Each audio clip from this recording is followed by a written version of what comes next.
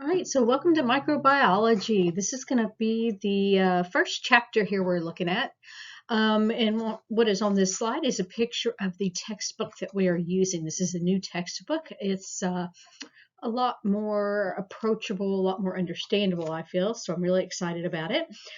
This is the third edition. If you get the fourth edition, if you buy it and you go online, you can get the bundle there with the virtual lab for $110. Fourth edition is going to be just fine. Okay.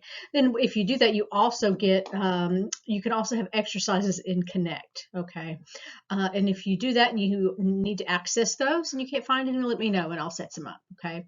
It has a lot of really, really good features here. Be sure to pay attention to the graphics and use them because they will really help you understand the concepts. And that's one of the reasons I chose this book, because the graphics are so good. You also need to really be sure you pay attention to the NCLEX style questions that are embedded throughout the book, because the majority of my students that are taking this class are doing so because they're going into a medical profession, most of them going into nursing. All right. And so some of those type of questions will even be on the exam, and some of them throughout the PowerPoints I will go through. And so you can do those as you read the chapter. And it's really, really important that you do read the chapter. Okay.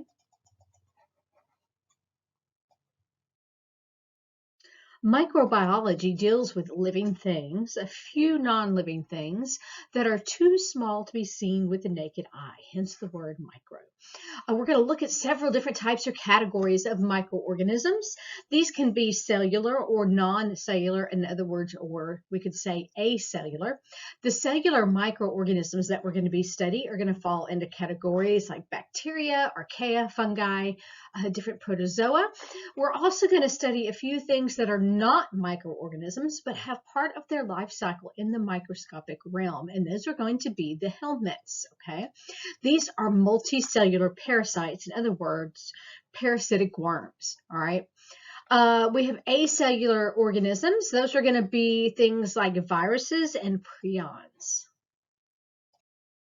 So I don't leave these in every PowerPoint because these are embedded in your textbook. These are really very important to help you. If it was me taking this course, I would go through at the beginning of the chapter and I would look at, I'm looking to see where they're at. I would look at these objectives, okay, and I would use that as a study guide. So as I read, I would answer or do whatever these objectives say to help me study, okay? And so 11.1, or well, let's start with 1.1. I'm skipping all the way to 11. So on the first page of the chapter, it says list the various types of microorganisms that can colonize humans. Okay, so I would keep that in mind as I am reading, and I would make myself a little chart. This is a really good way to study and will work in every course that you take. Okay, these objectives are what you are expected to learn. All right. And especially for a class that doesn't give you study guides, this can be your study guide. Okay. Now, I do give study guides, but the way I would approach it is I would sit down as I am reading, and that gives you intention while you're in reading. So you're not just falling asleep while you're reading. Okay. Even though a lot of this is really quite interesting. But it gives you something to look for, and you read with intent. And so you'll learn better that way. Okay. And so we're going to look at these different types of things, the role and impact of microbes on Earth, how the theory of evolution, or what the theory of evolution is and how it applies, okay? How humans manipulate organisms, these microorganisms, and use them for our own practical uses, all right? So this is really helpful. Let's see, there should be another one coming up, I believe. And so again, here are some really important things here, okay? Differentiate among bacteria, archaea, and eukaryotic microorganisms. So that's telling you that you need to know what is similar and what is different about these three categories, okay? And so compare and contrast is kind of the same thing, but differentiate means if I give you characteristics of one, you need to be able to tell me which one it is, okay? Or which one it's not, all right? So use these as you go through the course to help you focus your reading in and to study and get prepared. This class is going to move very quickly, and so I really recommend that you go through, you read, and you do this, all right? That is going to help you have a lot of this down. Then when you listen to the lectures, you can listen for the things that you didn't understand or that you didn't find, or vice versa. It doesn't really matter which order you do it in, but you do need to do both. So when you hear the word microbe, what do you think? Do you think germ? What is a germ? Okay, we talk about germs as things that make us sick, but a germ is really just a rapidly growing cell, which does apply to many microbes, but not all um, germs are going to make you sick. Okay, it's just a rapidly growing cell. Okay, so microbiology is, of course, that area of biology that deals with living things that we can't see without special magnification. Okay, we have lots of different classes, actually 7 here that we're going to be looking at of microorganisms. It's going to be bacteria, archaea, protozoa, fungi, helminths, viruses, and algae. Okay, some algae can actually be based in the plant realm, but we're going to be looking at microscopic algae here.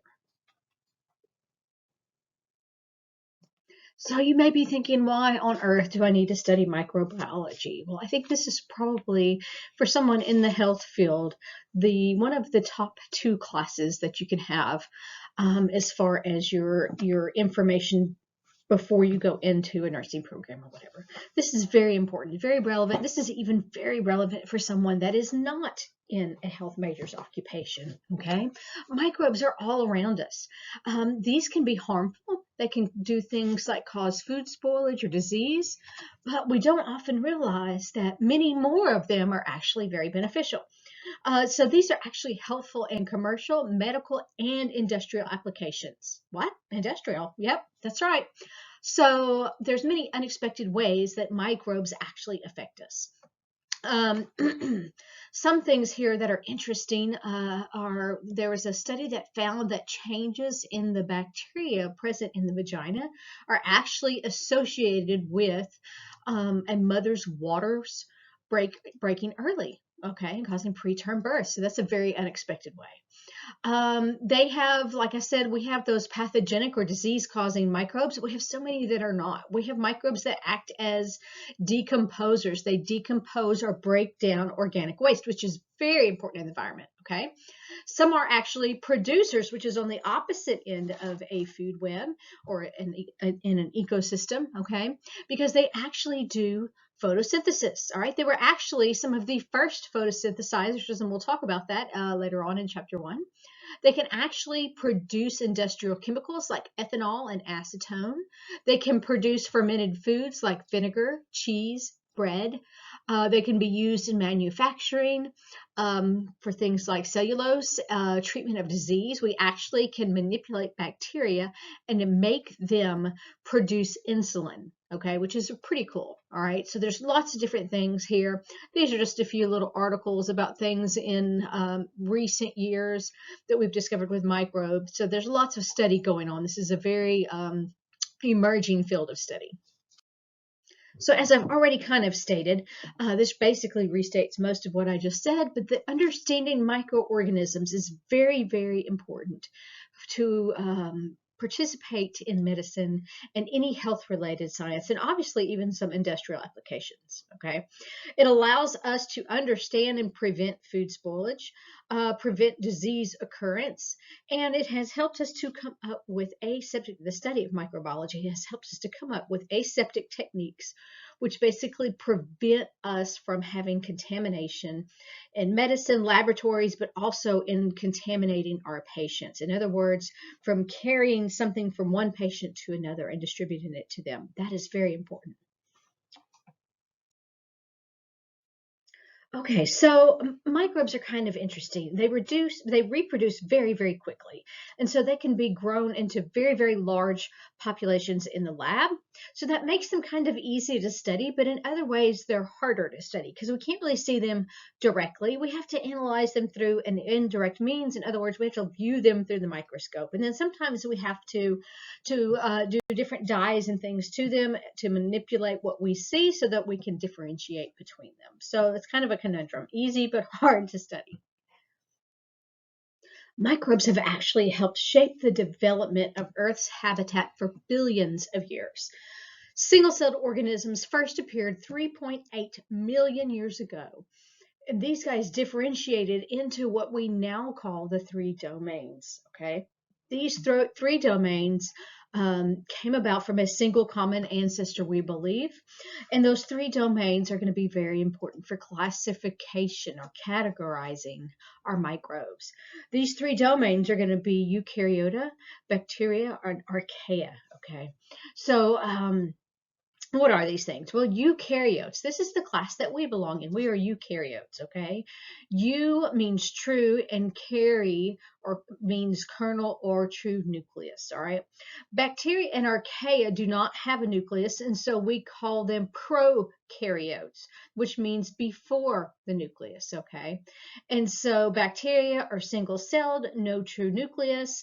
Archaea are single-celled, no true nucleus, but they are very different than bacteria, so they get their own little kingdom. I'm sorry, their own little domain. Don't fall for that. Kingdoms are inside of a domain. Okay, so here we see the tree of life, and this is basically a diagram of all the organisms on planet, or they're going to fall into these three categories, these three domains, bacteria, archaea, and eukarya. All right.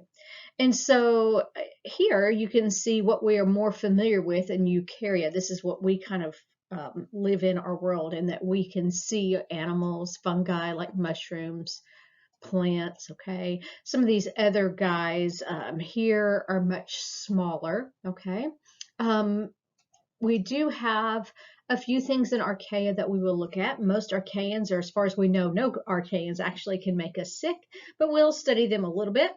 And then we also, of course, have our realm here of bacteria, where we're going to spend a majority of our time. All right, we will have our helminths are going to be over here in eukarya, and then we have two things here that are not going to show up. Okay, and that's going to be our viruses and prions, because they are not considered living at all. So if this is the tree of life, then they can't fall in this category. So let's look at the difference between, or what the difference is between these three categories, okay?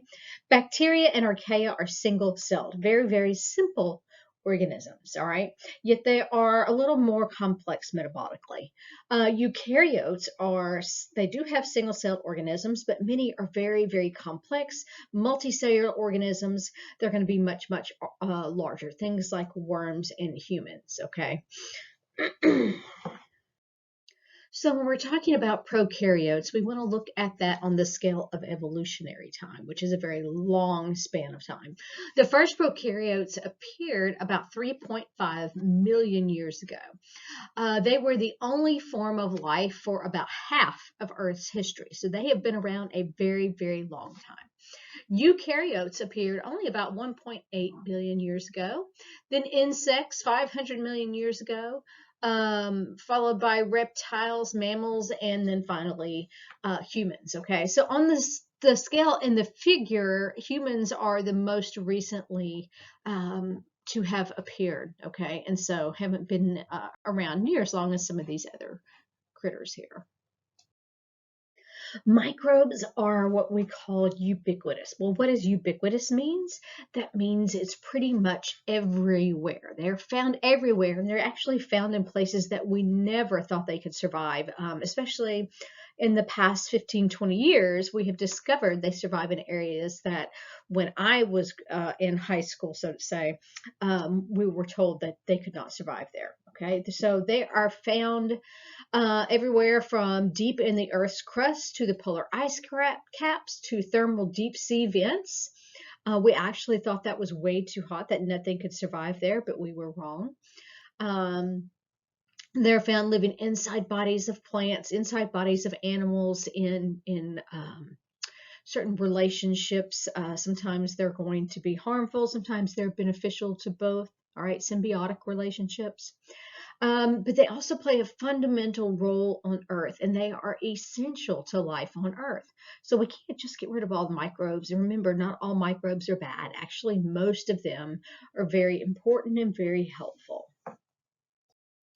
All right, so we need to understand the theory of evolution, because microbes are always evolving and changing.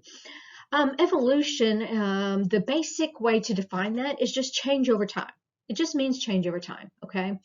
And that's going to develop through what we call natural selection and then because of adaptation. All right. The accumulation of changes is the textbook definition here that occur in those organisms as they adapt to their environments, and the vehicle is going to be natural selection. That's kind of what picks what's a good trait to have and what's not a good trait to have. This happens all throughout the planet. We actually use this as human beings to do things like make certain breeds of dogs. That's really just evolution. It's just change over time. Okay. And it is a proven theory. All right. And we need to understand theory outside of the everyday connotation of the word, because that is often misunderstood. A theory in science is not something that we think. It is something that we know. It has undergone years and years of testing. It has not been able to be disproved. It's been very well studied, very well established. Natural phenomenon based on mathematical proofs. This is not some random guess. This is not like the theory of who shot JR, who shot JFK. Okay. JR, that's aging me. That's going back to a soap opera a long time ago. Or even, these theories about who shot Kennedy. Okay. That's theory in the everyday connotation of the word. A theory and a law are also not necessarily two completely distinct things. I've had a lot of students that were taught that theories grow up to become laws, and that's not true. Because they're two sides of the same coin. Okay. A theory tells you what happens, and a law tells you why it happens. All right. So, really important to understand that. Microbes are really closely tied to the flow of energy and food throughout Earth's ecosystem. The primary process that this occurs through is through photosynthesis. Bacteria were the first to do photosynthesis long before the first plants ever appeared on Earth. So photosynthetic bacteria are very important. They were really primarily what was responsible for changing and making the environment for the atmosphere of Earth from one that did not have oxygen to one that did contain oxygen. So we would not be here if it weren't for bacteria, photosynthetic bacteria, or other photosynthetic microbes. So this later led to the development of the ozone, and that ozone layer acts as a blanket over Earth and helps Earth to stay a little bit warmer and stay a little bit more temperate. Then we also had the explosion of species diversification because of this. After these things occurred, 70% of Earth's photosynthesis actually still comes from photosynthetic microorganisms like bacteria and algae, which is pretty astounding. There's just so many of them. So maybe it's been a while since you've had biology or anatomy. Maybe you didn't take anatomy with me and you're not as familiar with what is photosynthesis. Well, let's remind ourselves. Photosynthesis is where we have light that comes from the sun. And remember, the sun is ultimately the source of all energy on Earth. It drives the conversion of carbon dioxide into an inorganic material like glucose, okay?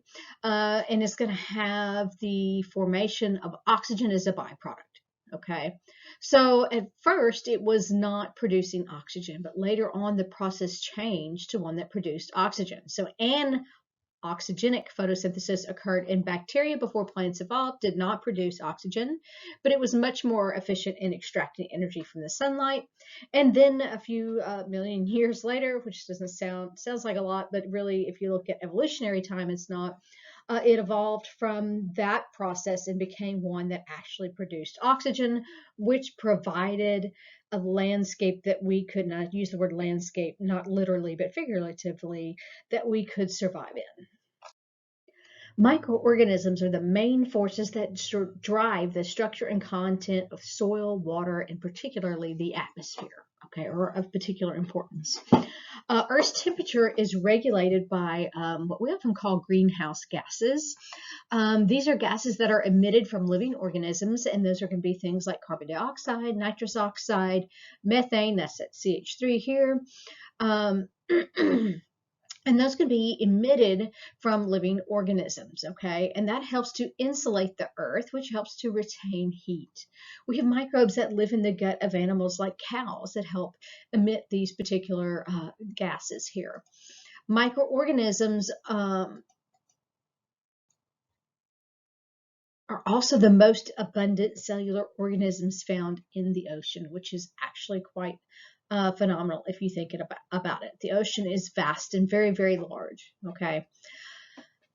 Viruses are also the most abundant inhabitants, but those are for acellular inhabitants. Okay, so that's the difference there. Microorganisms are the most abundant cellular inhabitants, and viruses are the most abundant acellular inhabitants. So you probably want to add that in here. Okay. So we have mutualistic symbiotic relationships that are very important. For example, bacteria help animals digest complex carbohydrates. That causes them to release large amounts of methane into the atmosphere, which helps to keep that blanket, basically, so to speak, that helps keep the earth warm. Bacteria also live on things like root nodules of legumes, which are a type of plant, and that helps those plants to obtain the nutrients they need, but also to fix nitrogen. Nitrogen fixation is basically taking nitrogen from the atmosphere and putting it into a usable form that those plants can use, which is a really pretty cool thing. Okay. We also have symbiotic relationships with microbes that live in our gut, like E. coli and other types of things. All right. Actually, all areas of our body, but that's what we're going to be learning about this semester. So, as I've already said, we think about microbes as being only pathogenic or disease causing. However, there are many, many more ways that bacteria are helpful to humans, or that maybe they just don't harm us at all. Okay. There's many more of those than those that are actually harmful. So microorganisms have been used for thousands of years. Things like baker's yeast. Okay, yeast is a microorganism. So we use that to make bread rise or ferment sugar into alcohol in order to make wine or beer. Fungi have been used to make certain cheeses or things like blue cheese dressing, which is pretty disgusting to me, but a lot of people really like it. Okay. It's also been used for certain types of treatments for wounds and lesions. It's been used in mining processes, and it's been used for things like bioremediation, which is where we have actually used microbes to clean up oil spills. Okay, so biotechnology. This is when humans use microorganisms to make products in an industrial setting. All right. This is going to include things like genetic engineering. This is where we change or manipulate the genes of microbes, plants, animals for creating new products like genetically modified organisms. We have been doing this for a very, very long time. If you look at original corn and corn that we have today, there are huge differences. Okay, so it's not just engineering or artificially placing genes into place, but also manipulate them, like I said earlier, with dog breeding. Okay. We do this, however, if we're talking about the technical aspects through processes like recombinant DNA technology. And this is really cool.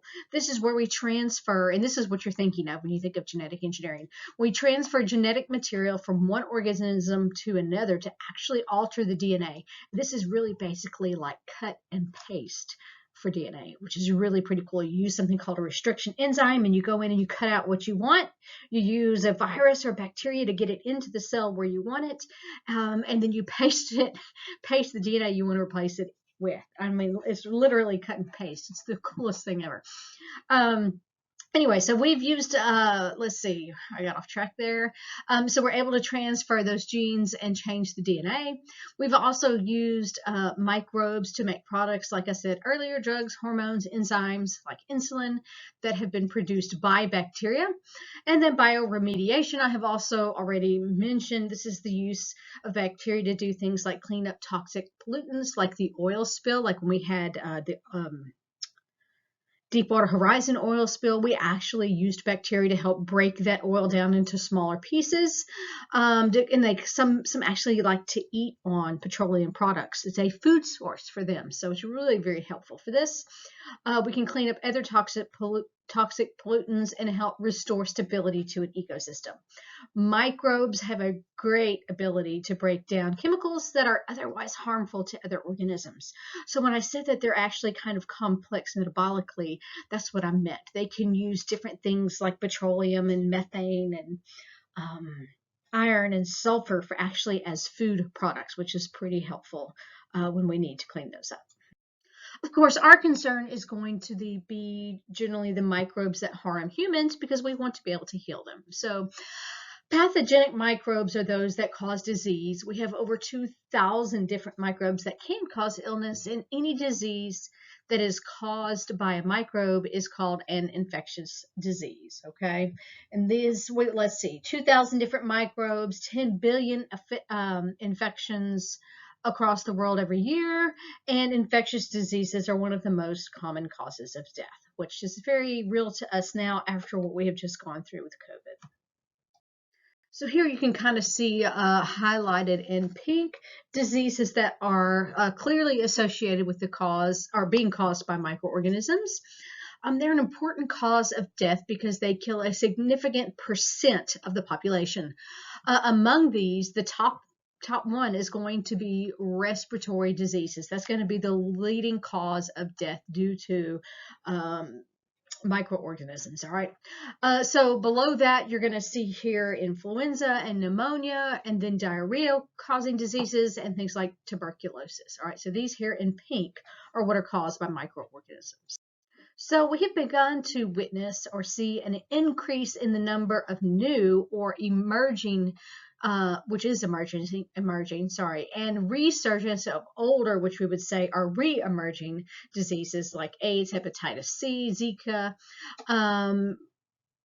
tuberculosis, okay?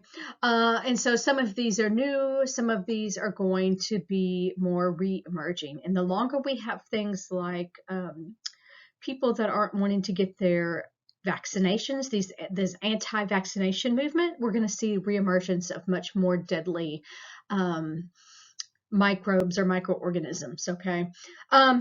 Human activities in deforestation, industrial large-scale farming, antibiotic uses has also fostered the emergence and reemergence of particular infectious diseases.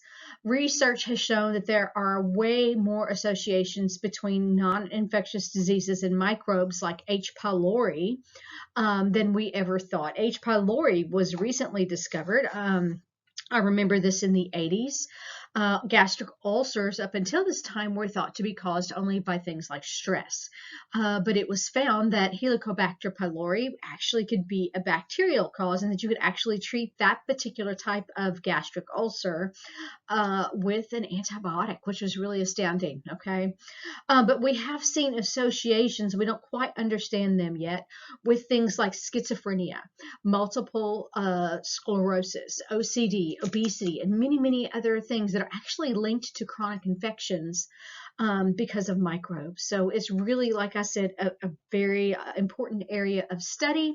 We're also finding connections between things like dental plaque and heart disease. And so there's lots of research in this particular field. Okay, and so one thing we're going to talk a lot about is the fact that many microbes are opportunistic. Okay, this is an important aspect for understand. That means that they aren't going to be a problem for us unless there is someone that is immunocompromised, or perhaps they are in the wrong place. Someone that is immunocompromised are more susceptible to a certain microbe than a normal, otherwise healthy person. All right, so we're going to look at this in more detail, and you're going to hear me talk about opportunistic pathogens quite a bit.